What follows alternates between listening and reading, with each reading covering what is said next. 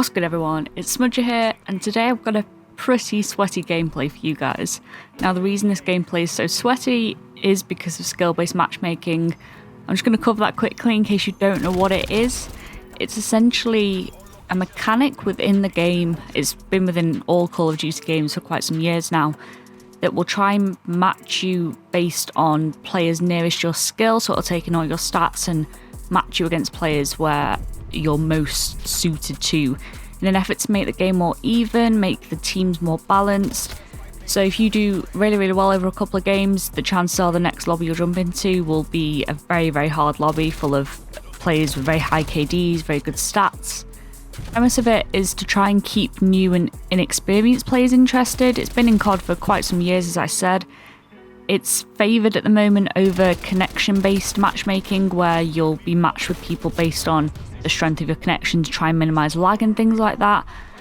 And as a general rule, I don't have a massive issue with it. I think you'll see a lot of people on Twitter, a lot of big streamers saying, you know, we hate skill-based matchmaking, it's ruining the game.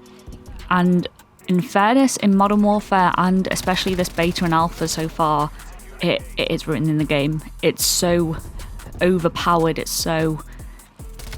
You have one or two good games and you're going to be stuck in these sweatiest lobbies for the rest of that session that you're online for. It doesn't seem to be adapting as well as it should, and this has been all the way through it in Modern Warfare as well. It's why multiplayer can be so unenjoyable at times.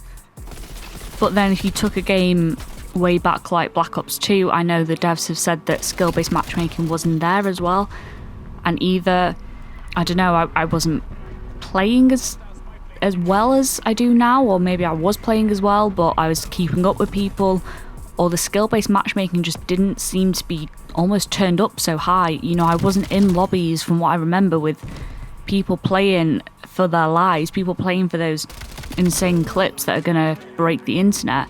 That just didn't seem to be a thing. I don't know if maybe the entire cohort of Call of Duty has just increased its skill and I've maybe stayed at one level, but it definitely feels like the past year of Call of Duty has been really tough from a skill-based matchmaking point of view.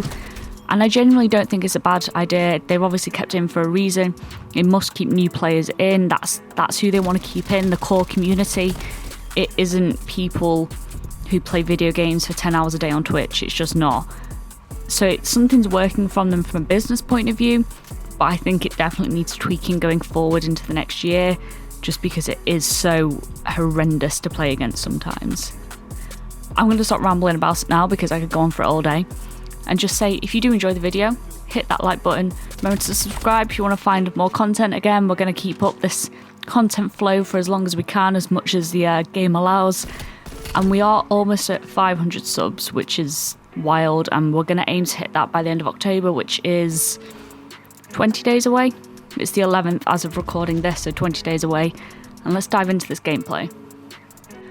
I say let's dive into this gameplay like we're not already halfway through, but I was rocking the MP5 with a little help from the M16 that I picked up towards the end. It's actually my first game on after waking up, so I thought I'd be trying to find my bearings, remember which way around to hold the controller. I didn't think I'd be involved in such an intense objective-based match. If you watch my previous videos, you know I'm a big objective-based player, which usually means I win a lot of games because COD players are not the most objective-focused. Except for this enemy team clearly was. They were capping flags left, right and centre all game, and quite frankly they were a bit of a nightmare to try and keep up with. Despite this, I actually had a ton of fun. It was a lot of fun to try and keep up with them, to try and capture the flags. It was super fast paced, there weren't too many snipers, just that kind of scoped down with lines of sight, just holding that angle for the entire game, which is a bit weird. I really hope that changes going forward, especially because sniping is fairly fluid in this game. There's no real need to be doing that. And I didn't seem to die to like 50 grenades, since there is no flat jacket perk unlocked currently for me. I think it actually might be above the level cap. I think level cap's 25, I might be wrong there. I did go on a 13 or 14 kill streak towards the end of the game, and I think I end with double the objectives and score of anyone else, which is always a nice bonus. But true to form, in the next game, skill-based matchmaking kicked my ass, and I was up against a full squad who had all slammed 6 Red Bulls before hopping online. Anyway, I'm going to let the rest of this gameplay run out. There's not too much more left. I hope you've enjoyed it so far. I'll have more content out in the coming days, so make sure to stick around for that. I hope you all have a good day, and I'll see you next time.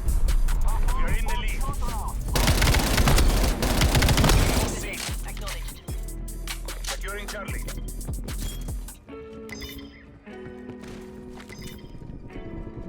All locations secured. Hold your positions. Losing Alpha.